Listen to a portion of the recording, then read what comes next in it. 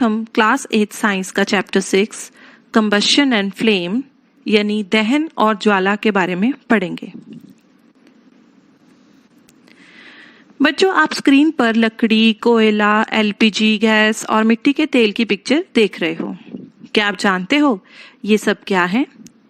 ये सब दहनशील पदार्थ हैं, यानी कंबस्टिबल सब्सटेंसेस। इन्हें गर्मी या प्रकाश लेने के लिए जलाया जाता है। ऐसे पदार्थों को हम सरल इंग्लिश भाषा में फ्यूल भी कहते हैं।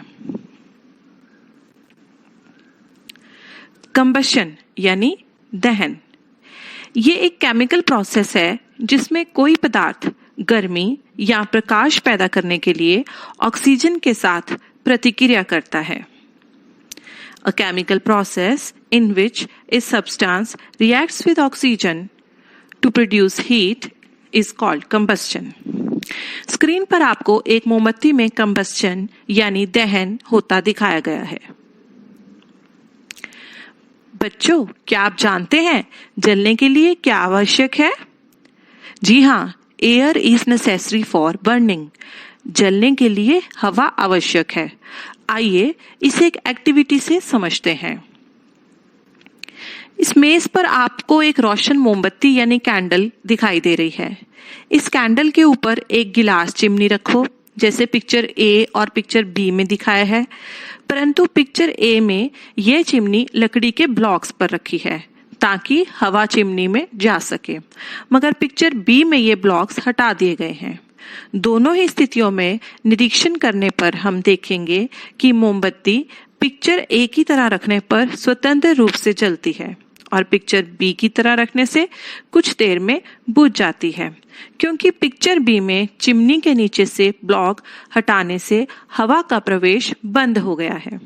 और बच्चों, यदि पिक्चर सी की तरह हम चिमनी के ऊपर एक कांच की प्लेट रख दें तो मोमबत्ती जलती ही नहीं। क्यों? क्योंकि हवा उपलब्ध नहीं है। तो बच्चों, इस एक्टिविटी से हमें पता चलता है कि air is necessary for burning, यानी कि जलने के लिए हवा आवश्यक है। Next is ignition temperature. आइए अब जानते हैं कि इग्निशन टेम्परेचर यानी प्रज्वलन तापमान क्या है। बच्चों, ये वो न्यूनतम तापमान है जिस पर कोई पदार्थ आग पकड़ता है। The minimum temperature at which a substance catches fires and burns is called its ignition temperature. क्या आप जानते हैं कि पेट्रोल अथवा लकड़ी में से कौन पहले आग पकड़ता है? जी हाँ, बिल्कुल सही सोचा आपने, पेट्रोल, क्योंकि इसका इग्निशन टेम्परेचर यानी प्रज्वलन तापमान लकड़ी से कम होता है। क्या आप कुछ और पदार्थ बता सकते हो जिनका इग्निशन टेम्परेचर कम होता है? ऐसे कुछ पदार्थ आप अपनी स्क्रीन पर देख सकते हैं, जैसे कि LPG cylinder, CNG, diesel etcetera. इस तरह के पदार्थों को हम इनफ्लेमेबल सब्सटेंसेस अथवा ज्वलनशील पदार्थ कहते हैं। Conditions necessary for combustion.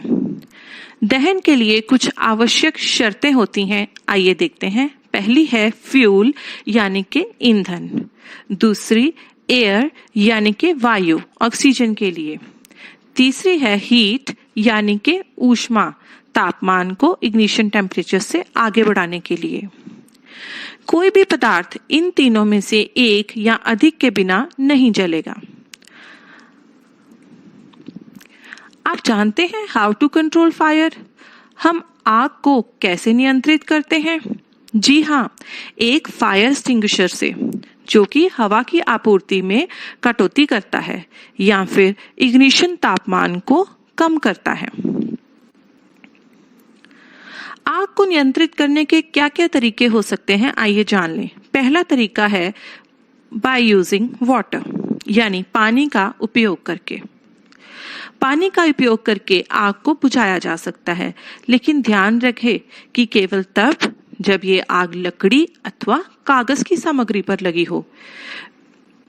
यदि ये आग बिजली के उपकरणों में लगी हो तो आग को पानी से नहीं बुझाया जा सकता, क्योंकि पानी बिजली का संचालन करता है, आग बुझाने वाले को भी नुकसान पहुंचा सकता है।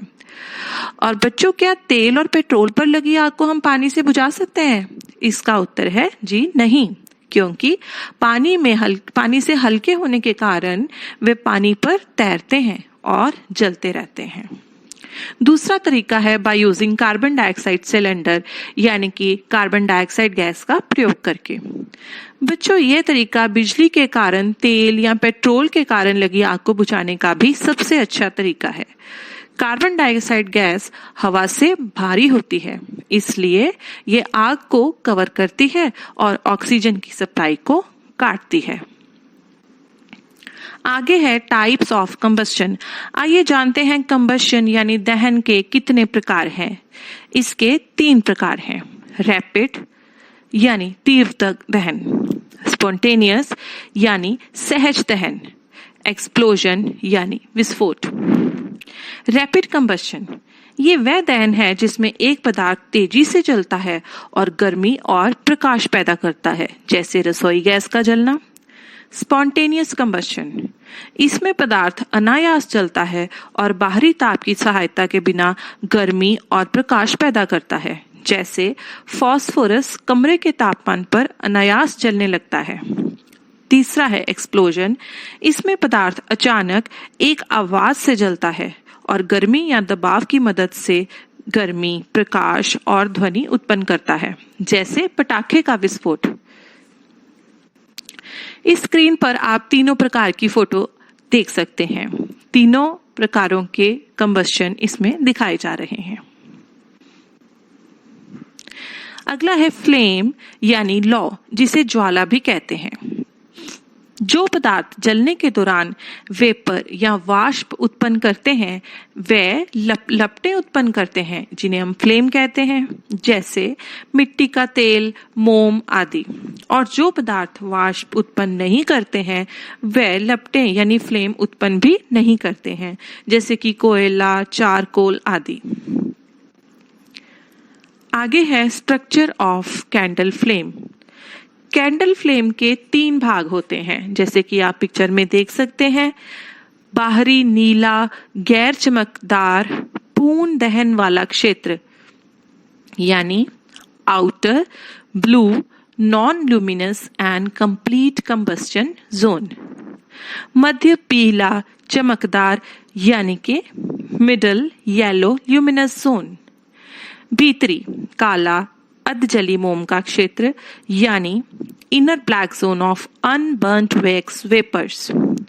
बाहरी क्षेत्र सबसे गर्म, मध्य क्षेत्र मध्यम रूप से गर्म और आंतरिक क्षेत्र सबसे गर्म होता है, सबसे कम गर्म होता है। टाइप्स ऑफ फ्यूल्स, ईंधन के प्रकार। ईंधन 3 प्रकार के होते हैं। सॉलिड यानी कि ठोस ईंधन, जैसे लकड़ी, कोयला आदि। लिक्विड यानी तरल ईंधन, जैसे पेट्रोल, डीजल, मिट्टी का तेल आदि। गैस यानी गैसीय ईंधन, जैसे सीएनजी, एलपीजी, बायोगैस आदि। आइए अब characteristics of a good fuel यानी एक अच्छे ईंधन के लक्षण जान लें। पहला है रेडिली अवेलेबल यानी आसानी से उपलब्ध। दूसरा चीप यानी सस्ता। तीसरा is easy to store and transport यानी जिसे स्टोर करना और परिवहन करना आसान हो। चौथा Burns at a moderate rate, जो मध्यम दर पर जलता हो। पांचवा produces large amount of heat, बड़ी मात्रा में गर्मी पैदा करता हो। छठा does not leave undesirable substances, किसी अवांछनीय पदार्थ को पीछे नहीं छोड़ता है। सातवां डज नॉट कॉज पोल्यूशन, जो कि प्रदूषण ना करता हो। नेक्स्ट है calorific value of a fuel, यानी कि ईंधन का कैलोरी मान क्या है। किसी भी 1 किलो ईंधन के पूर्ण दहन से जो गर्मी ऊर्जा यानी हीट एनर्जी उत्पन्न होती है उसे उस ईंधन का कैलोरी मान यानी कि कैलोरीफिक वैल्यू कहते हैं। इसे किलोजूल पर ग्राम या किलोजूल प्रति किलोग्राम में व्यक्त किया जाता है। कुछ ईंधनों का कैलोरी मान या कैलोरीफिक वैल्यू स्क्रीन पर दी गई है। सभी ईंधनों के बीच हाइड्रोजन का सबसे अधिक कैलोरी मान है।